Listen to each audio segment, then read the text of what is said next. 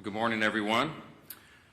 Today, we'd be remiss if we did not make some remarks about the extraordinary historic moment, or many moments, that happened yesterday in Israel. The world's eyes are still fixed on Israel, where President Trump is welcoming home now the last of the hostages who've endured 2 years in Hamas captivity. I thought it was remarkable. I saw a video last night of one of the released hostages who made the point that as soon as the election was held in November in the United States, Hamas began to treat him and his fellow hostages much better. They fed them better, they respected them more, they changed the tone of how they treated them, they no longer spit upon them, as he said in his own words. Elections have consequences. And he said or implied that the Hamas was counting on Kamala Harris to win and not President Donald J. Trump. But thankfully for the whole world, that didn't happen. And this is an historic moment. It deserves enormous credit and recognition on the world stage. It's truly, truly historic. For generations, we have aspired to peace in the Middle East, everyone around the world, and now President Trump has delivered it. I'm going to make an announcement today. It's the announcement in the U.S. that was made in the Knesset yesterday. I'm proud to tell you that together with my friend Speaker Ohana of the Israeli Knesset, the equivalent of our Congress, we're going to embark upon a project together to rally speakers and presidents of parliaments around the world so that we will jointly nominate President Donald J. Trump for next year's Nobel Peace Prize. No one has ever deserved that prize more, and that is an objective fact. As Speaker Ohana said before the Knesset yesterday, quote, "Whoever saves one life, it is though he has saved an entire world." That's what some of the rabbis there would say, some of the sages he noted would say. It's an indisputable fact that no president has undertaken the work of saving lives and pursuing peace with such determination and with such remarkable success as President Trump. And under his leadership, we are witnessing the dawn of a new golden age, not just for America, but for the entire free world. The world is changed by these actions and strong leadership. American strength is good for free people around the world, as we say always, and peace through strength is maintained. There will be more to share on this in the weeks ahead, but today marks the start of this effort that we'll embark upon together, this joint parliamentary project, and I'm honored to do it alongside our ally and my counterpart in Israel in leading that effort. Welcome to day 14 of the Democrat government shutdown. It's 2 weeks of Democrats in Congress inflicting untold pain on the American people for nothing other than pure politics, as we've explained at this podium every day of the shutdown. Today, Senate Democrats will have their 8th chance to end this mess by passing our clean, nonpartisan continuing resolution, the government funding bill that would end all of this immediately. Over 3 weeks ago, the House passed that bill, and you all know the details of it.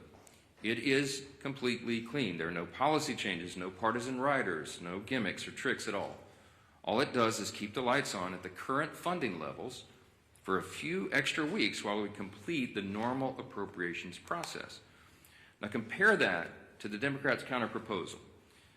They're demanding $1.5 trillion in new spending paid for by American taxpayers.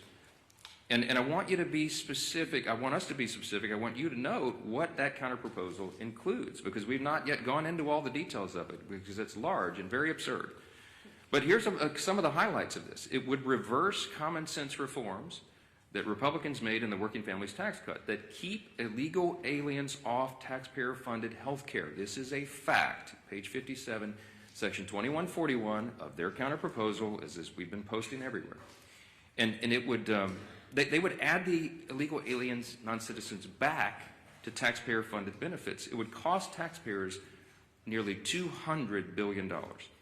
They would also remove a very reasonable and modest work requirement that we put on able-bodied young men with no dependents. As we've said, they should not be riding the wagon and taking Medicaid. That is intended for vulnerable populations, the elderly, disabled, and young pregnant women, for example, and not young able-bodied men without dependents who are playing video games. We put that into the law because it's common sense.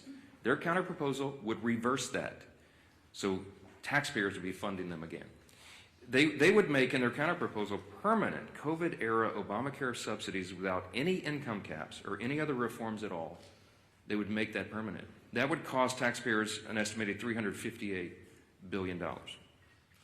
They would take away the $50 billion that we put into the law to support rural hospitals.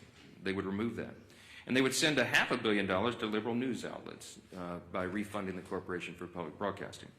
It would also restore up to $5 billion of American taxpayer funds for wasteful spending for international projects. Here's a couple of examples. This is in their legislation, their counterproposal on the CR to keep the lights open. This is what they want to do. They want to spend $24.6 million of your hard-earned dollars as a taxpayer for climate resilience in Honduras. They want to spend $13.4 million for civic engagement in Zimbabwe. They want to send $3.9 million for LGBTQI+ democracy grants in the Western Balkans. They want to spend $2.9 million of your dollars for desert locust risk reduction in the Horn of Africa. And $2 million for, quote, organizing for feminist democratic principles in Africa. We are not doing that. These are unserious proposals from unserious people, and they are playing games while real Americans are being harmed adversely by the shutdown. Yesterday, I read you an excerpt from President Obama's speech during the 2013 shutdown when he advocated for a clean CR to reopen the government and resume negotiations. It sounded very familiar. Democrats cheered him on back then, including Chuck Schumer. He himself said some Republicans' refusal to support a clean CR back then was, quote, the politics of idiocy. Take him at his word. So yesterday we decided to do a little count of the number of times that Chuck Schumer has supported continuing resolutions just since he became the leader of the Democrats in the Senate in 2017. That number came out to 29 out of 30 continuing resolutions. That's how many times he wholeheartedly, enthusiastically supported CRs enacted into law. That's a 97% support rate. What's changed? Well, this time his job is on the line. And we've explained this very clearly because everybody can see the obvious political motivation here behind his decision to shut the government down right now. He helped us avert a shutdown in March by doing the right thing and supporting virtually the identically same continuing CR that we're offering today. And his radical base went crazy, and they haven't forgiven him for it. That's why Chuck Schumer is opposed to it today. That's what changed. It's very obvious. This government shutdown is plainly and simply an exercise in image rehabilitation. This is an attempt at image rehabilitation for Chuck Schumer. So selfishly, completely about himself, he is shutting the government down to hurt other people. He needs to show a fight against President Trump so he can keep his left base happy through the next election cycle. How do we know that? Well, his record shows the obvious truth about it. Again, look at the numbers. Chuck Schumer supported CRs to help avert a government shutdown 29 out of 30 times as leader of his party. And he emphatically supported every single CR enacted into law since 2017, except for one. And of course, you won't have to do much research to figure out who was in the White House during that time. If you said Donald Trump, you'd be right. And it doesn't take a genius to see that's exactly the same reason why he's doing this causing these antics today. So what you'll also notice about the CRs is that they become routine. It's the routine thing to do around here. It's Washington's bad habit. And a CR was meant to be a temporary measure. Is meant and designed to just keep the government open and funded for the people while Congress finishes its work on a final budget. And that's not happened in a long time. CRs have become too common. It's the status quo. It's not the way the founders intended for this process to work. The appropriations process was envisioned to be an exercise in good stewardship. They wanted the members of Congress to have open, transparent, bipartisan, line-by-line debate so that we could spend the people's money wisely. And that's precisely what Republicans are so eager to return to and what we have achieved. We are pushing that boulder uphill, as I've said, and for the first time since 2019, both chambers, House and Senate, have made real progress towards that stewardship goal. But we just need a little more time to finish it. That's the only thing the House passed CR does. It's a clean, short-term, nonpartisan continuance of funding so that that process can work out.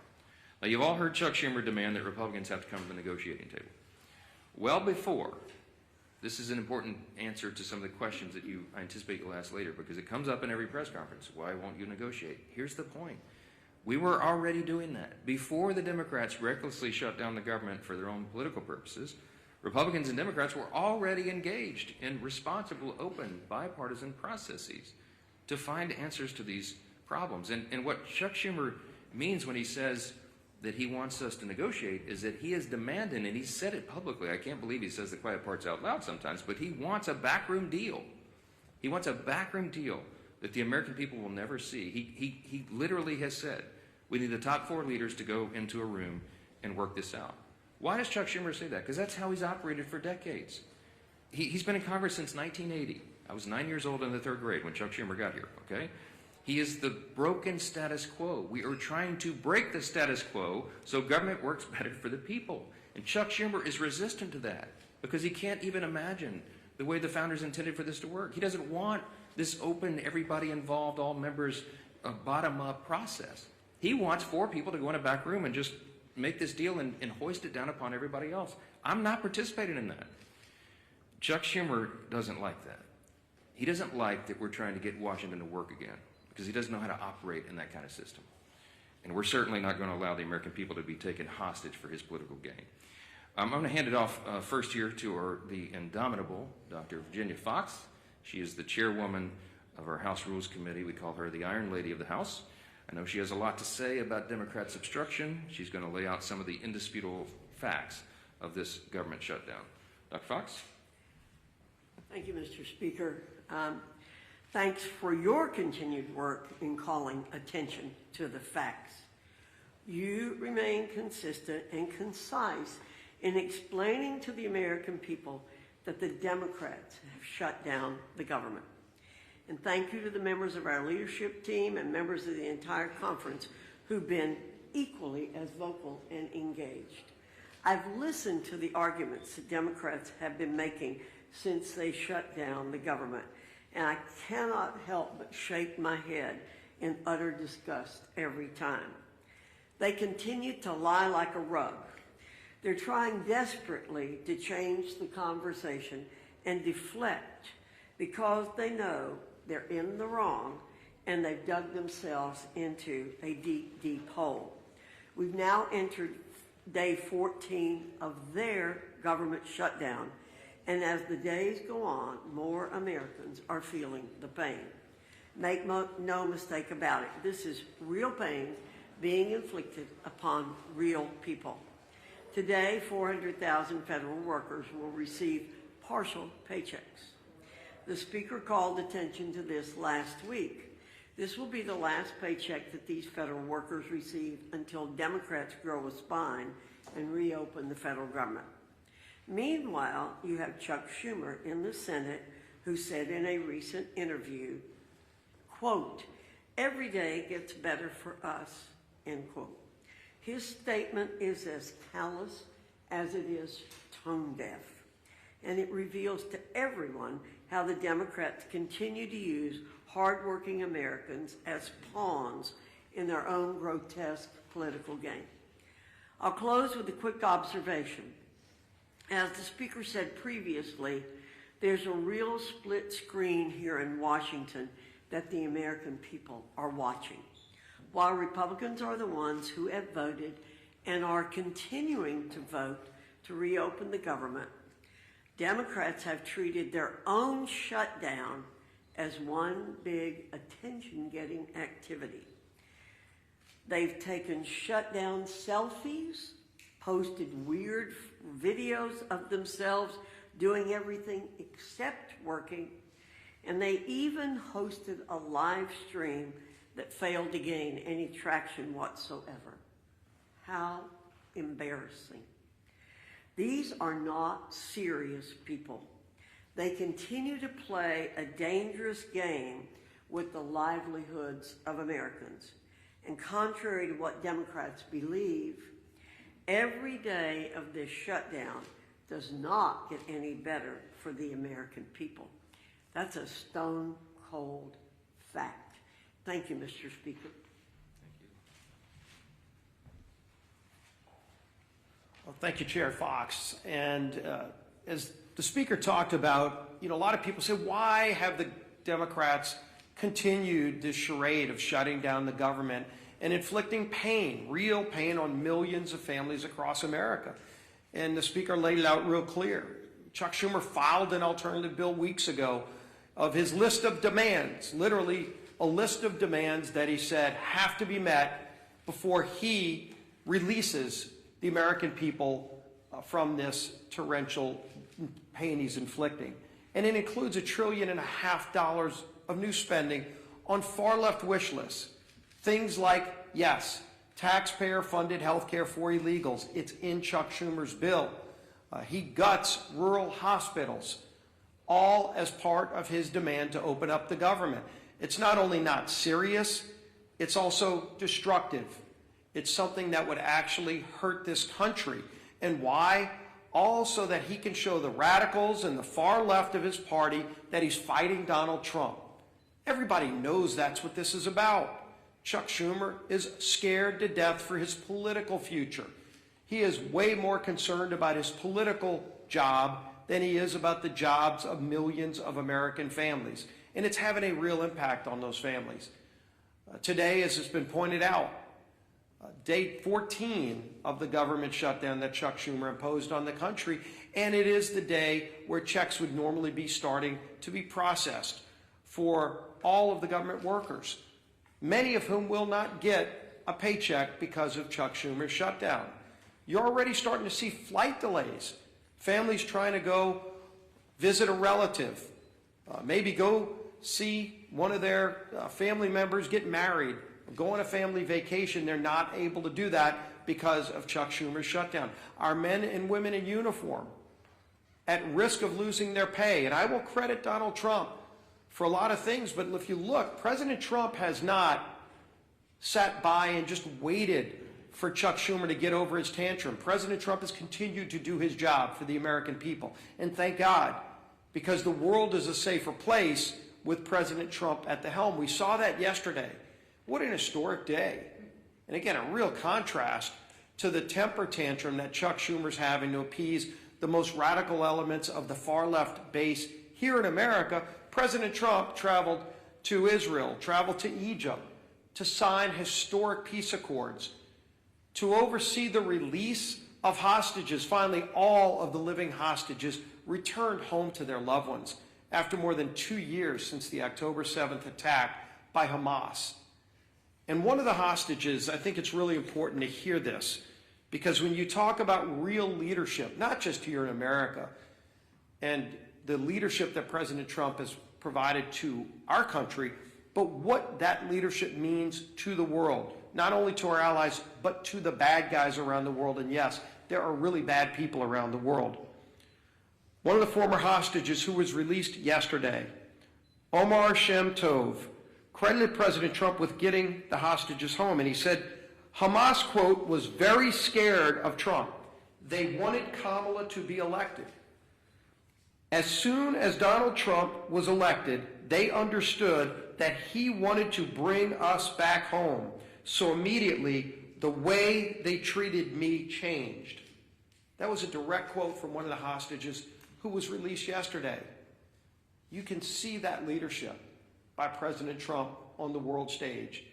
And just such an historic day, a day where people were literally dancing in the streets in Middle Eastern countries. Peace in the Middle East. It used to be a platitude that for decades seemed to be a mirage in the desert. And yesterday it became a reality because Donald Trump said he was going to do something that nobody else thought could be done, but he knew it had to be done. And he made it happen and gave so much closure, important closure to those families, brought their loved ones back home, but told the bad guys that you're on alert. It's a new day in the world. You've seen all countries come together to see that moment in Egypt where countries from all around the world stood up to terror and said, we're going to restore peace in the Middle East. We're all going to be a part of it. And there's only one man that brought that together, and it was Donald Trump. Even during a time where the contrast of Chuck Schumer throwing a temper tantrum here at home just to appease the most radical elements of his base, so that on the 18th, when they have the Hate America rally that everybody knows is coming, and that everybody knows Chuck Schumer needs to deliver a shutdown government to them to appease them. Well, how about you think about us? How about you think about those families who are struggling today because of Chuck Schumer's shutdown? There are real consequences to what Chuck Schumer is doing. Regardless of who he thinks he's appeasing, he is hurting so many people, millions and millions of people. But President Trump is not going to be daunted. President Trump found a way over the weekend to pay our troops. While he was finding peace in the Middle East, President Trump also found a way to say, even while Chuck Schumer doesn't care about our men and women in uniform, Donald Trump does. And he made sure that they will get their pay. But there's still so many others that won't because of Chuck Schumer's shutdown. This madness has to end. It is time for this shutdown to end. Chuck, don't wait for some mad march on the mall. Don't wait for some pats on the back for radical leftists who just want to hate America every single day because Donald Trump is in the White House. They can't celebrate the release of hostages because of the guy who achieved that release. That's a twisted small segment of our society. The rest of America is celebrating. The rest of America is proud of what we're achieving. And there's so much more that this great country can achieve if Chuck Schumer just got out of the way. Just stop blocking the progress that most Americans cherish, want, deserve. Our country deserves a whole lot better than what we're getting from the failed leadership. And as Speaker Johnson said, maybe it's because Chuck Schumer's been around too long and wants to hold on to the old way of doing things, the failed way of doing things, that he won't let it go.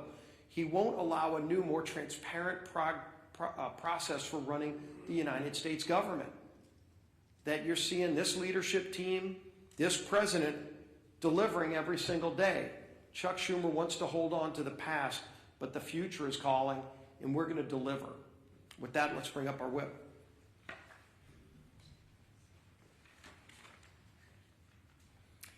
As the Speaker noted, today should be a day of celebration. President Trump achieved a historic peace deal in the Middle East. The last living hostages held in captivity by Hamas have been returned with their families, reunited with their families. Yet, we're all here today marking day 14 of the Democrat shutdown.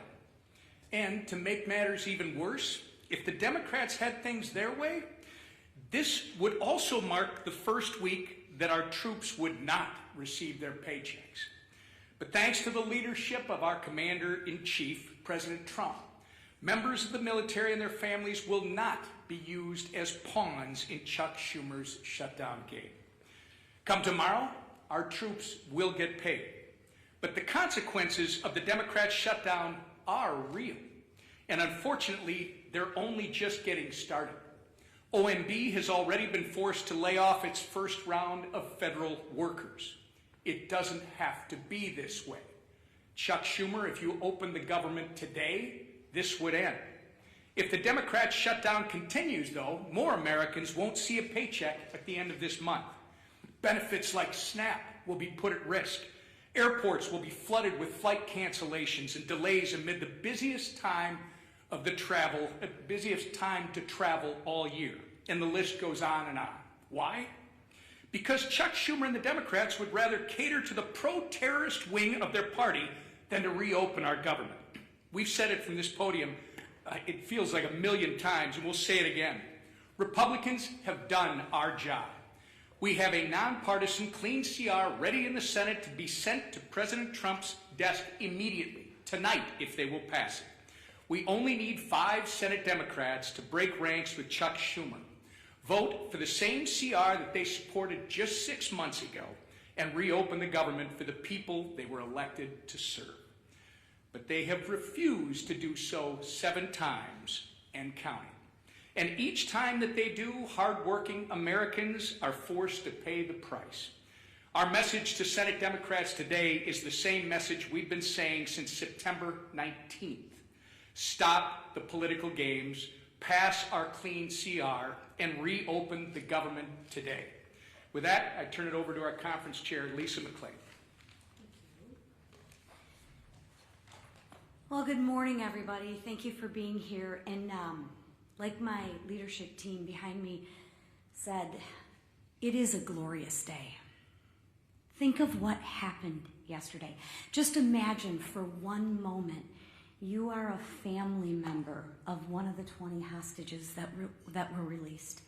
I mean, think of how that had to make you feel. We all watched it on TV, right? Joy, exuberation. I mean, there were tears of joy. There was relief. There was peace.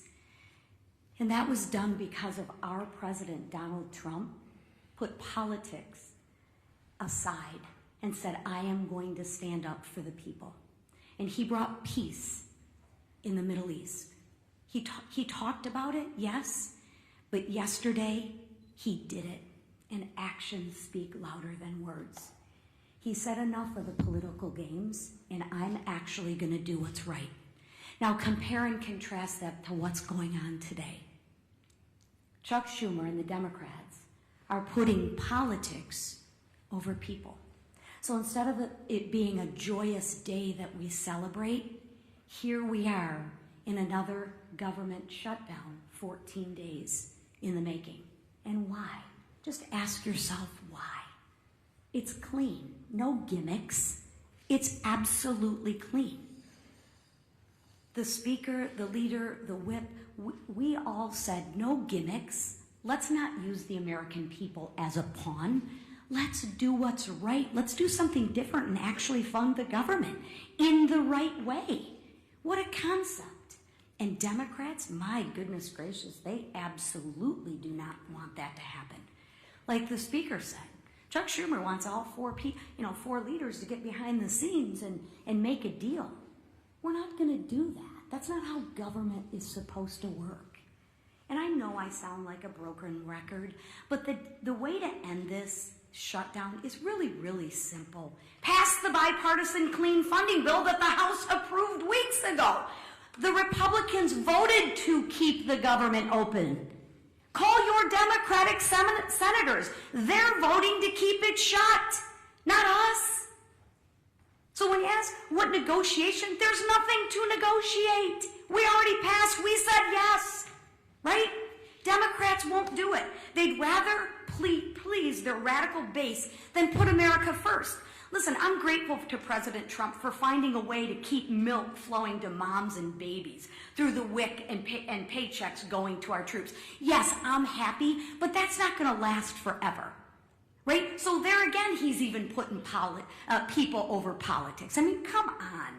But let's be clear. These emergency measures can't fully fix the Democrats' damage. He can try, but at some point in time, they're going to end. Sadly, as Americans suffer, Democrats, what do? They celebrate. As workers worry about their paycheck, Bernie Sanders worries about his leverage. As TSA agents and air traffic controllers show up without pay, Democrats brag they won't budge until planes fall out of the sky. Really? Really? Seriously. That's the Democrats' motto. I'm not budging till planes fall out of the sky. I'm going to teach you women, you women and children and everybody a lesson. Really? Really? As Chuck Schumer says, it's getting better every day. For who, Chuck? Better for who? For the radicals cheering on the chaos? That's who. The radicals. The leaders openly admit it. Listen, the head of the insane indivisible literally said, and I quote, "Millions will be out cheering you on, or they'll be calling for new leadership." Really? I thought they were supposed to lead for the American people. Democrats, I ask you to stop listening to people who are cheering on this mayhem. Just stop all the political games and pass the House bill. Free the American people from being held hostage by your radical base. Thank you, Madam Chair. Yeah, my name. You've been doing this every single day. strategy to try to negotiate a deal with Democrats? It's a great question. Manu asks, why don't I change my strategy? I don't have any strategy, Manu. I'm doing the right thing, the clearly obvious thing, the traditional thing. That's exactly what Chuck Schumer voted for in March this year and gave impassioned speeches was the right and only thing. I don't have anything to negotiate. I'll say this again to everyone here. We did not load up the temporary funding bill with any Republican priorities or partisan priorities at all. I don't have anything that I can take off of that document to make it more palatable for them. So all I am able to do is come to this microphone every day, look right into the camera, and plead with the American people, as Chairwoman McClain said, to call your Senate Democrats and ask them to do the right thing. We're not playing games. They're playing a game. We're not. The strategy is to do the right and obvious thing and keep the government moving for the people. Why don't we close to their position? Their position is this, Manu. Their position is they want to spend $1.5 trillion in your tax dollars to fund nonsense overseas. They want to give $200 billion to illegal aliens. We are not going to do that. We're not going to do it. The American people don't want us to do it. And they're using this for partisan political purposes to give themselves cover. They don't want the Marxists to kick. Chuck Schumer doesn't want to get a Marxist candidate challenge, AOC or someone else. Mamdani is probably going to be sadly, shockingly, the mayor of New York City. Marxism is on the rise. Hey, this is not your father's Democratic Party, everybody, okay? They're turning into communists, openly. And so Chuck Schumer does not fashion himself as a communist just yet. So he's got to show a fight to these people. That's what this is about. I'm not playing his game, Manu. I cannot go in and say, oh, gee, Chuck, what can I offer you? You know what? Maybe we'll just send $10 billion overseas to LGBTQ plus, initiatives in, the Horn of Africa or Malaysia or wherever you want to do that. No, we're not wasting taxpayers' dollars. Chad. Mr. Speaker, good morning. Thank you. You said last week that you would swear in Adelita Grijalva whenever she wants. She's written a letter to your office. You've not sworn her in. I understand about pro forma sessions. Yes. Doesn't your resistance to not swear her in add fuel to the fire that this is about the Epstein files? No. Let's Why talk not? about Grijalva and Epstein. Okay. Once more for everybody. Everybody in Congress, I think, is for maximum transparency of the Epstein files. That is underway right now. Let me point out before I go further, all of the files were in the possession of the Biden-Harris Department of Justice for 4 years. Every single thing that we're talking about right now was in their sole possession. They could have released it. They could have done anything. Ro Khanna, all the Democrats who are jumping up and down making noise about this, didn't say a peep about it for 4 years. I don't know why, but this is another partisan manufactured thing. Is it a serious problem? Yes. I've sat with the victims. Some of the ladies who bravely have come forward and talked about the horrors that they sustained because of traffickers on Epstein Island and all the things he was involved in. Everybody involved in that should have the full weight of justice descend upon their head. And we're all for that. We want every single person who had anything to do with that to be exposed. But there's as many as 1,000 victims estimated. That's what the victims say. There may be 1,000 women who were made to suffer these unspeakable harms because of this. Many of them were underage at the time. They have not all chosen to come forward like some of these other brave women have for obvious reasons. And we have to make sure that when the files are released, their names are redacted so they don't suffer further harm. We have a duty and a responsibility. You can't just wave a wand and just, open the floodgates. You have to make sure that the victims don't suffer additional harms. That's all we've said. Let's make sure it's done the right way. The Grijalva, that's underway, by the way. The House Oversight Committee asked the Democrats and Republicans on that committee who are working on that vigorously. As I said, some of the biggest, bulldogs in Congress are on that committee, and they're all joined together in a bipartisan fashion, digging through and releasing documents. 34,000 documents so far, and more on the way. In fact, as I noted a couple of days ago, the attorneys for the House Oversight Committee during the shutdown are still doing work. They were in New York City combing through the Epstein estate files. By the way, that was never even mentioned or anticipated in the discharge petition, for those of you who are following all the details of this. So more is coming out. We're for all of it coming out as soon as possible. The only thing we want to make sure of is that the innocent victims are protected, and I think we have a responsibility to do that. With regard to Grijalva, our dear friend from Louisiana, Julia Letlow, won a special election back in 2021. It was in March, as I remember. Speaker Pelosi took 25 days to administer the oath of office to her. Now, no Democrats, jumped up and down and screamed about that, nor do I recall any Republicans, because everybody understood This is the process of the House. You do it as soon as you're able to do it. Ms. Grijalva won her election, and credit to her. She's going to fill her father's seat. I congratulate her. We're happy for her to serve. I'm going to be happy to administer the oath to her as I am to every member who wins who is duly elected to this body. It's a great honor. But she won her election after the House was out of session. So we've not had a full session. She deserves to have all the pomp and circumstance that everybody else does. She deserves to have a full House of members and go down and do the speech and have her family and friends in the balcony.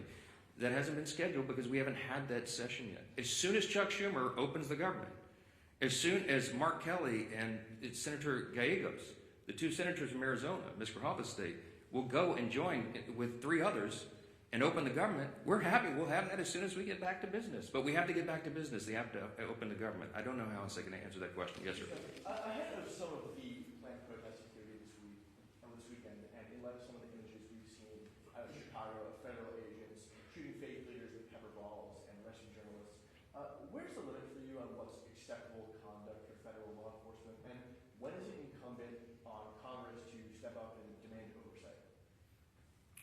To demand oversight on federal law enforcement? Well, I've not seen them cross the line yet, and that we have committees that are jurisdiction who have that responsibility, but it's not risen to that level. What I've seen is the abuse of law enforcement by radical leftist activists.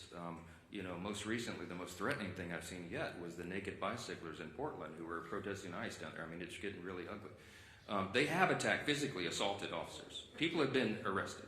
Okay, this is serious business, and ICE and the valiant, brave, patriotic Americans who step up to serve in these dangerous law enforcement positions deserve our respect and our support. And any elected member of this body should be vocally supporting law enforcement. You're supposed to be on the side of the good, not the crazy radicals. I was a First Amendment lawyer. I understand. I was a religious liberty defense lawyer. I understand free speech. We vigorously protect the right to free speech, but you cannot assault law enforcement officers. And there is a line that has to be maintained. It's not risen to the level of Congress yet, but we're watching that closely. And the Republican Party stands for law enforcement. That's what we're going to be. Yes, sir. Yes, sir. What would you say to those who question the legality of the administration repurposing some of those funds to pay military members? Look, my understanding of this is they have every right to move the funds around, duly appropriated dollars from Congress to the Department of Defense. There were some R&D accounts that had not been spent, and that's my understanding is that's the money that's being used to pay the troops right now. If the Democrats want to go to court and challenge troops being paid, bring it, okay? I'm grateful for a commander-in-chief who understands the priorities of the country, the necessity of national defense, and the urgency that we all feel and have voted for 8 times. Republicans have voted in Congress 8 times now between House and Senate to fund the troops and pay federal workers in all these essential jobs and agencies because we understand the necessity of that. Meanwhile, the Democrats voted 8 times to block their paychecks. I'm grateful we have a president who is willing to step up and do the right thing. Thank you all so much.